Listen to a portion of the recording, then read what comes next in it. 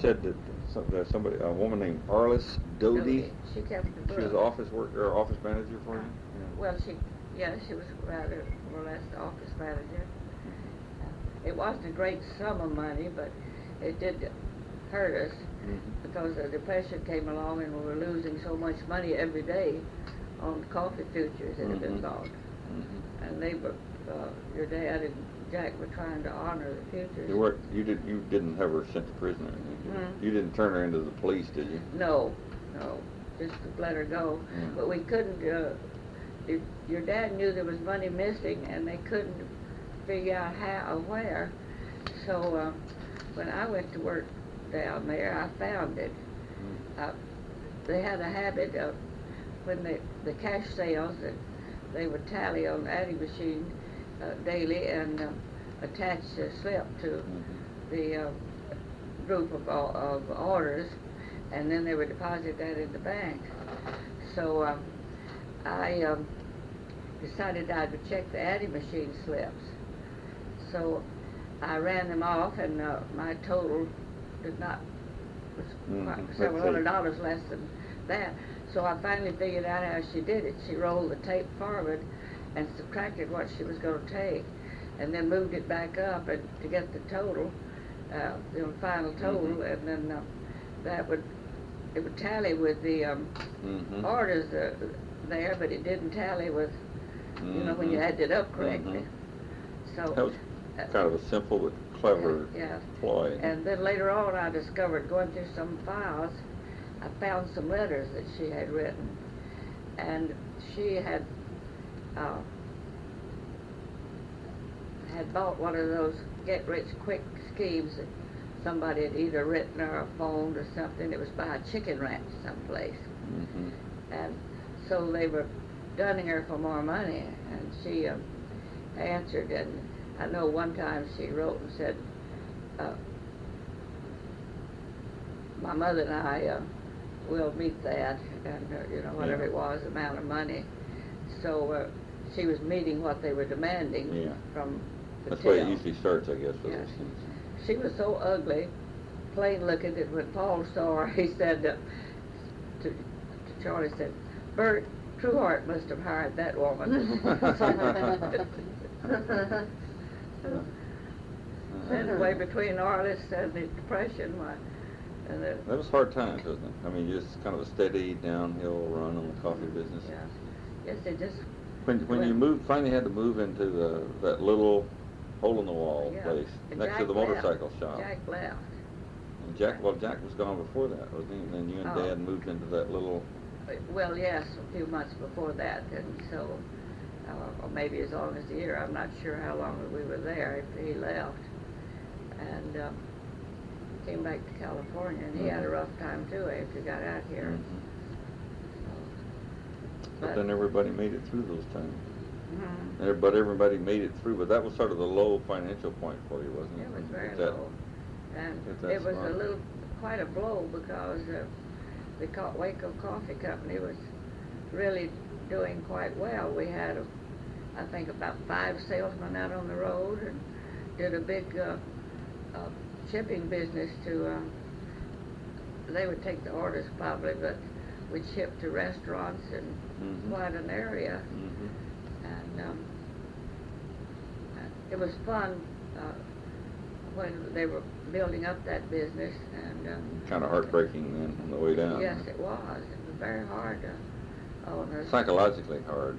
Very hard, and make it extra hard that Jack and especially Charlie, because he was the inside manager. What do you remember about the Great Depression in terms of sights of the city, the people, the depressed, out of work actually, people? I guess we didn't suffer, personally, so much, other than at our business.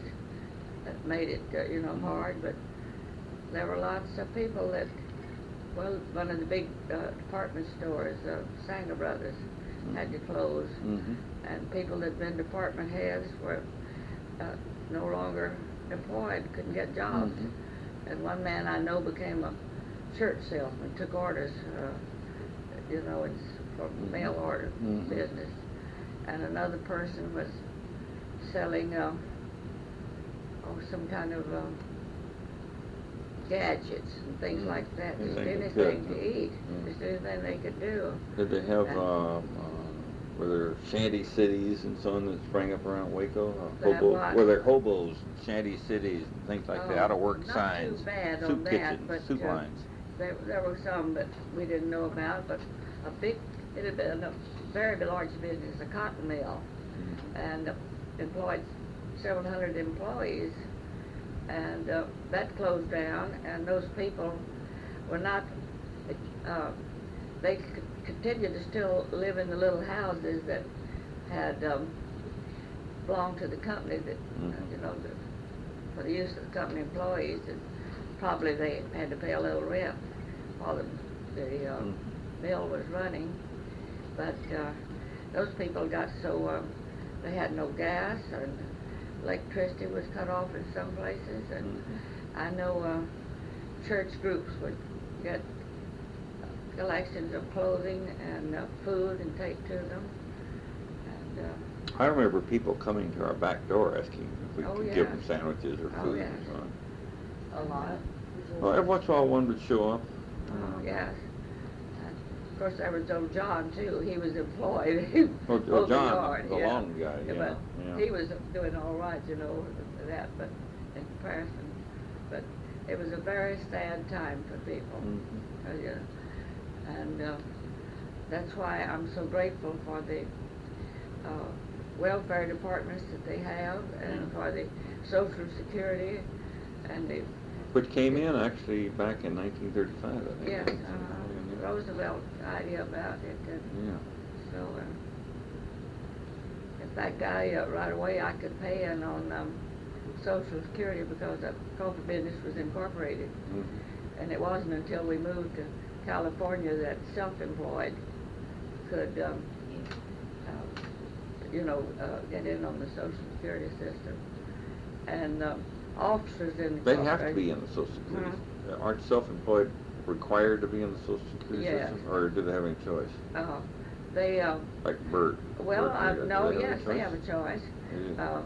So someone told me that Irene McIntosh, that owns the candy shop, someone told me that she didn't sign up for it.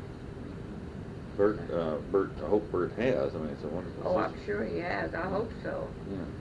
I think River Grow has it set up so that for retirement, when you have your own business, it's something you ought to have to think about, because it's not like everyone. Jill thinks about that sort of stuff. Yeah. That's good. That's smart.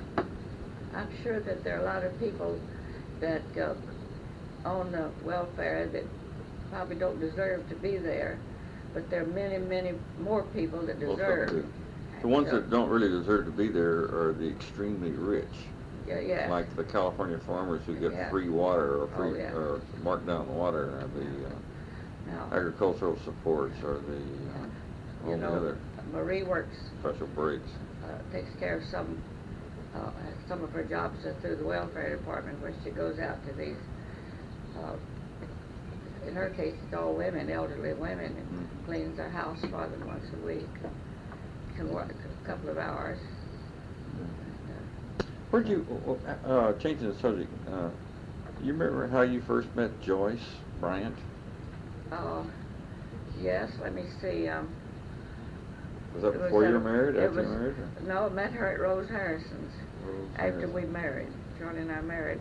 Rose and Frank Harrison were good friends of ours. Rose had worked for the Shear grocery company. Oh, I see. So one she thing was secretary to the president, and then she married Dr. Frank Harrison, the dentist. And it was through them that we met Joyce and Sparks. And Joyce was pregnant with Carl, and somehow we became very good friends. We stayed friends with Rose and Frank too, very close. You and Joyce, though, became really best friends. Oh, yes. Didn't one of those letters that Brandy said that Joyce left today? Yes, I've had some wonderful friends. Joyce was one, and Catherine Carter another. Catherine Carter's Blythe's sister? No, Which one is Catherine Carter was the girl I met Oh, the first summer I lived in Waco. And that was Catherine a Holt. friend of Aunt Wynn's, Mrs. Kirby, not Ethel Kirby, the other one, introduced me to Catherine. Catherine was younger than I. She might have been 15 to my 17. And we became quite close friends. You maintained a correspondence with her over the years? Yes. Oh, yes. We stayed, remained till she died. So she was the one that sent me my beautiful pearls from Japan. They're real pearls. And she was the one that my silver candlesticks that matched my silver sterling came from Catherine on one of our anniversaries. So, and then one of the trays I have on my dressing table, on my dresser, one of them is very lovely. It was a wedding gift from Catherine. And not the mirrored one, that was something that I think your mother gave me. But the other was from Catherine. Another time I had a beautiful vase, but I don't know what happened to that. Gave it away, I guess. Always lovely gifts.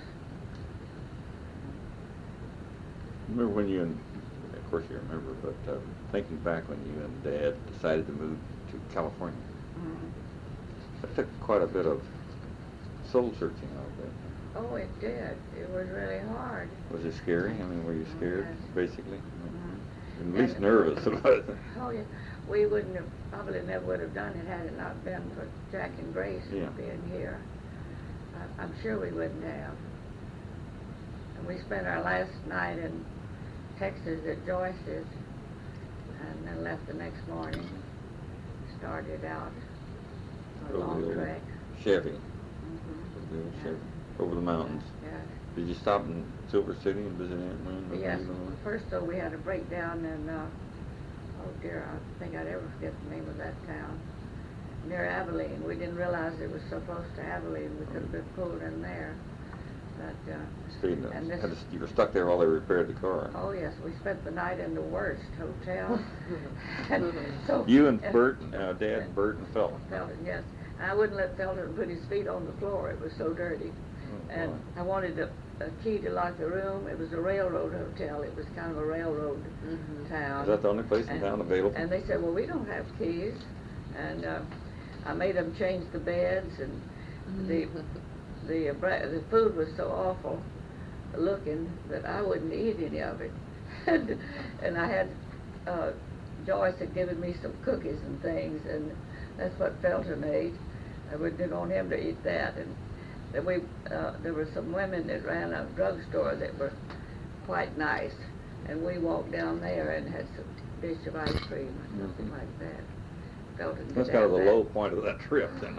It was awful. But they got the car fixed? Well, they had to order the parts out of Abilene, and we didn't realize it was so close.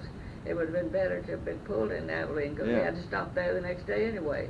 The car wasn't running exactly right. Oh, so you had to have it worked on it some more. Then we went as far as El Paso and spent the night there, and so went to the Carlsbad Caverns, and then we went on to Silver City. And then Uncle Luke gave us advised that shortcut, which I'll never forget. Because we had thought Dad had never done any mountain driving, and the road between El Paso and Carlsbad was so beautiful, and it was had guardrails all along, and so we said, oh, if mountain driving is like this, it'll be a cinch. And it wasn't as high as the shortcut was, but oh, that was a nightmare getting over that thing. And we ended up in Springer, Arizona, I believe, and the first thing I saw was a statue dedicated to the pioneer women, and I saluted that statue, and I said, I'm one. They did travel on a slightly harder circumstance. Oh, yes. But then you finally chugged over the hill and finally came into California.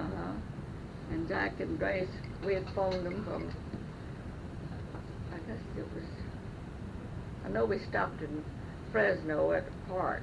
And we bought her lunch because Felton wouldn't eat in the restaurants, and he was so unhappy about leaving home.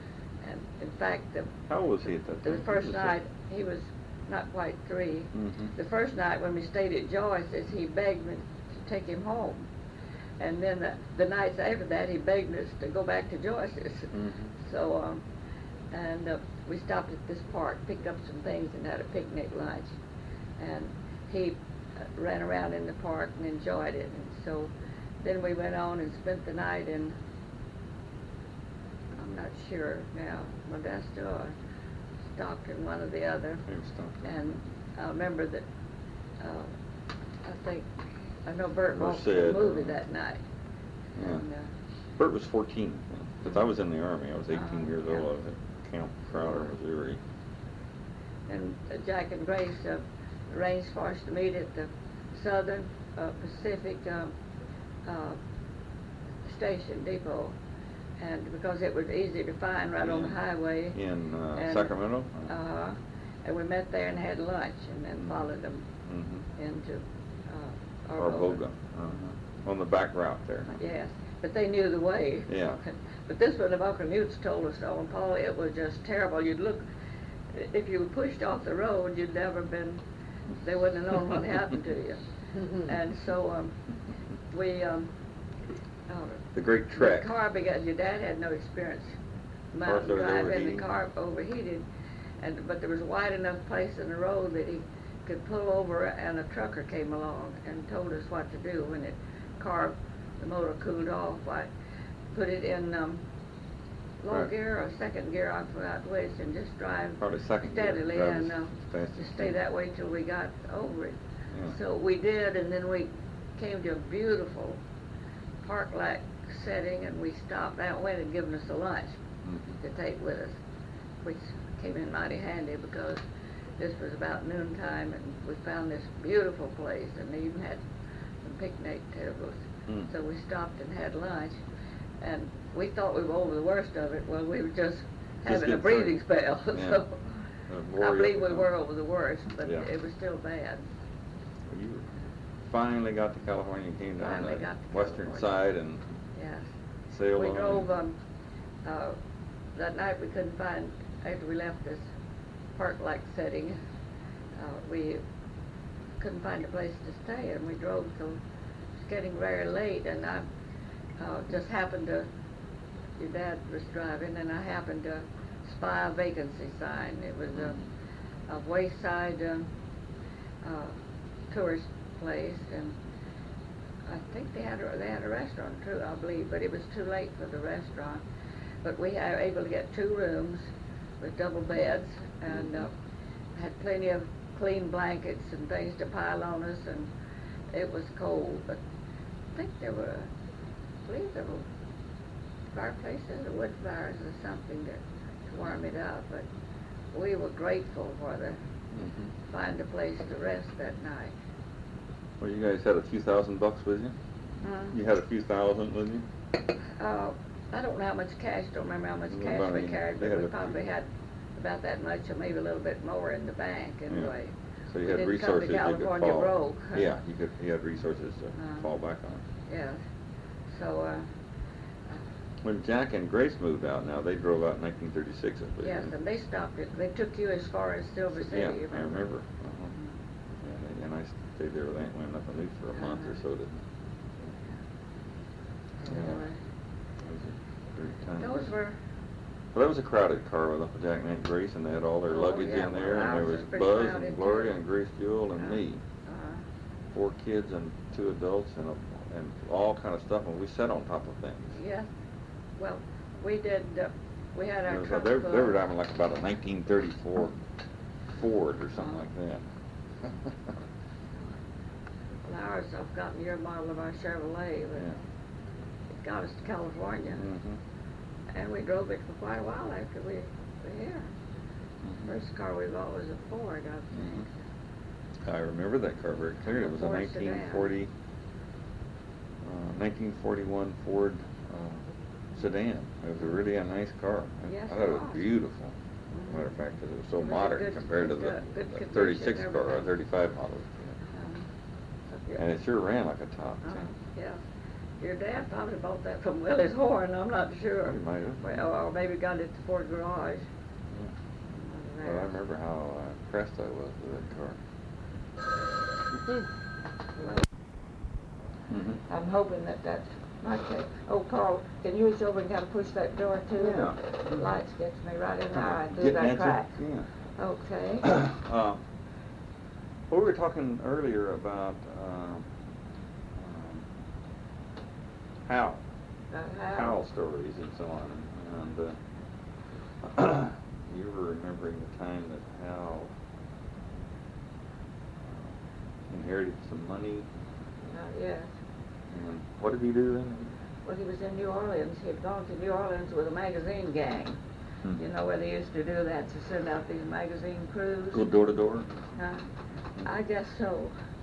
And he when he was 21, why, he got the money, which was very little. I guess it was pretty good in those days, considering.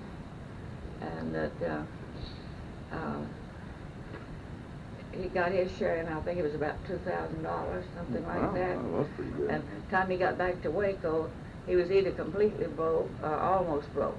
He quit the magazine business cold when he got the Of course. got the money, and long overcoats were in the style then, and he came back with an overcoat almost to his ankles, and you know he wasn't very tall, and wearing spats. So his overcoat was soon stolen, though. He went down to one of the local hangout places and hung it on a crook. Somebody took off with it. So on a hook, and then they were stolen.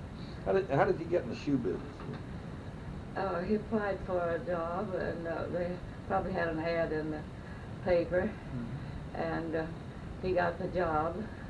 It was in Waco, and I don't recall the name of the shoe company, and he worked for them on Saturdays off and on, and I could have killed him when he got his first paycheck. He spent it all on a pair of boots. Spent the whole paycheck? Yes. And then he came to live with you guys. He lived with you guys, didn't he? Oh, yes.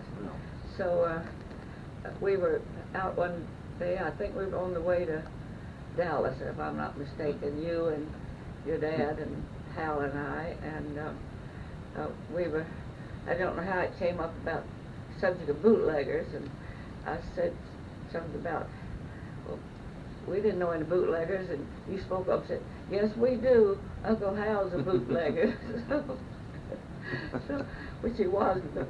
You were. He had boots on his legs. He had boots on.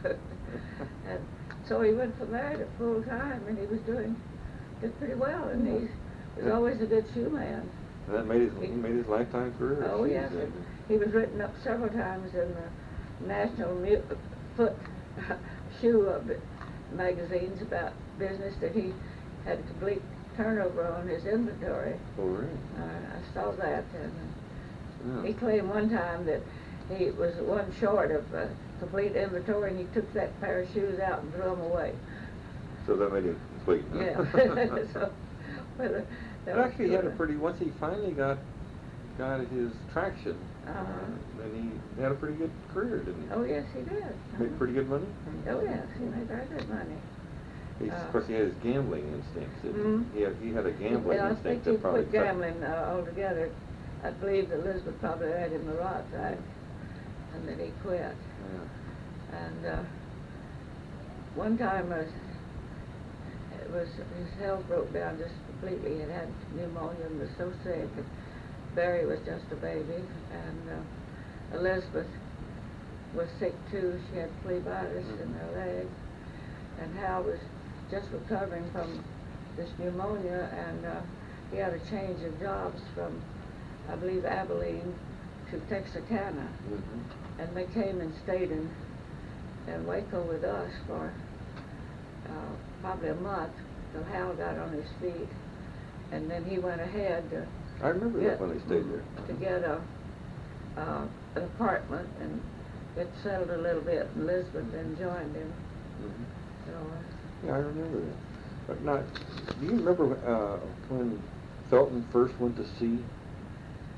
Now, how did he get a job? How did Felton first become a sailor? He ran away from home. He did that 2 or 3 times, before he went. And he was pretty young when he first got the job. He just went down to Union Hall in Galveston, I suppose, and applied and got on a ship.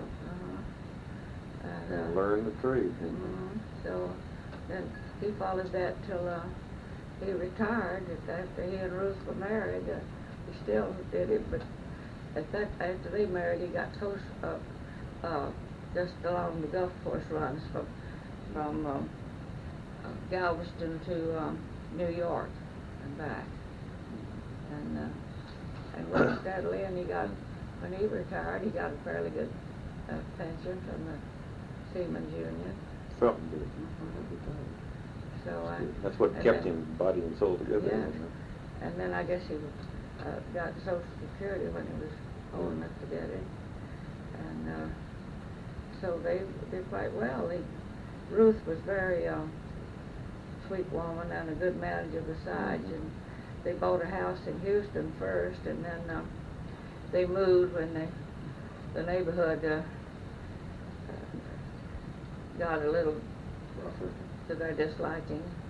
Probably a racial mix that they didn't approve of, and some of the property around them went downhill, and then they sold that and bought a mobile home. In Tomball, or near Tomball. Yes, retired there.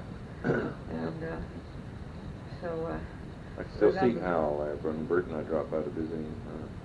What? I can still see Hal when Bert and I visited him there, when he brought out a bottle of Jack Daniels and a bottle of Maalox. Put them side by side on the railing there of his little home, and he'd take a drink of one and then a drink of the other. Yeah. Poor guy had the ulcers, He kept on drinking. That was Hal? That was Hal. Hal. No, excuse me, that was Felton. That's what I thought. Felton. No, it wasn't Hal. And when Hal was, I can't remember whether he had a drink or not. I think he did. Oh. Yeah. Well, so did you call him? I appreciate them all. Don't misunderstand me, but it takes up a heck of a lot of time. It does take a lot of time. Yeah. The other morning while I was trying to eat breakfast, is that tape on? Yeah. Oh, well, I hushed off it. Well, why I didn't not? want to talk like that. Well, you're not going to tell me anything about that, huh? You don't want to preserve that for posterity? Yes. Well, okay, tell me this now. Name all of the brothers of your father. I mean, brothers and sisters. Other grandpa and my father? Yeah, your uncles and aunts on that side. Well, that was my father. He was the oldest child. And Uncle DeValson, Uncle Valse, we called him, was the next oldest. Uncle DeValson? Yeah, that was his name, but he was called Valse, nickname. And where they got that name, I don't know, but probably a family name someplace. And then the next child was Aunt Wen, and I think her name was really Winnibelle, but she always went all of her life by Win, W-I-N-N. And then there was Aunt Faye, and then D.S. was the baby. And he was the youngest,